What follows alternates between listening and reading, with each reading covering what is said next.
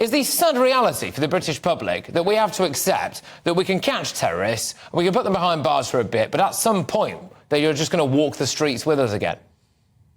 Well, that is the issue, and it's a big issue because we know that they're not being reformed in prison, Patrick.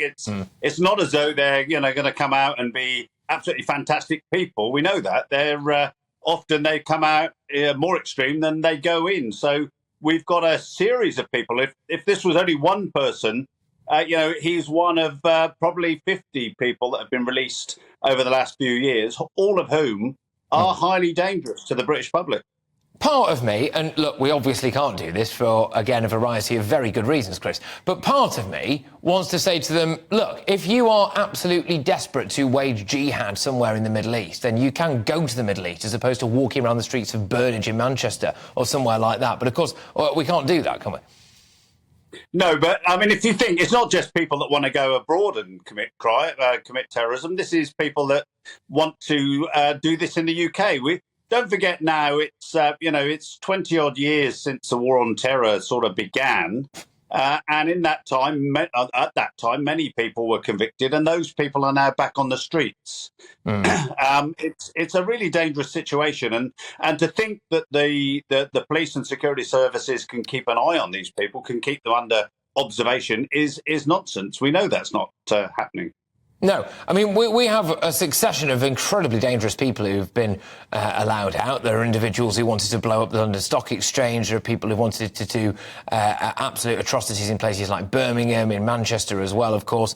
And indeed, the associates of people. This is the big issue, which you alluded to straight off the bat, actually, which is prison is not a reform centre for terrorists. In fact, very often they come out more radical than the day that they went in. That is the concern, isn't it?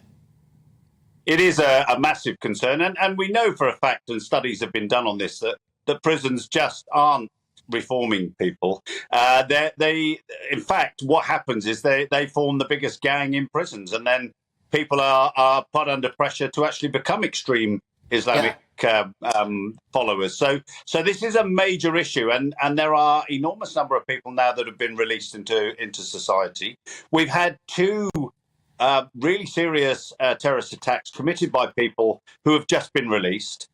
We need to learn some lessons on this, and it would be a really good thing, Patrick, if the people that got sentenced to prison actually did the number of years that they were actually sentenced to. That would be a good start. Well, this is the other thing, isn't it? That I think is a minimum point of respect for the British public. If we are being asked to tolerate radical Islam on the streets of Britain, which, frankly, we are, if we are being asked to tolerate that at times, in my view, there are incredibly lenient sentences, we're being asked to tolerate that these people will be allowed out eventually, I think it's only fair for the British public that these people serve their full term.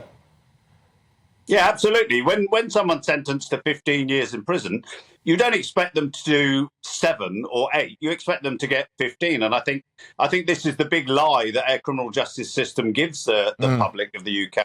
That, they get a big sentence, but they don't do anywhere near that. And to think that they come out and suddenly are going to be really good members of the public is just a nonsense.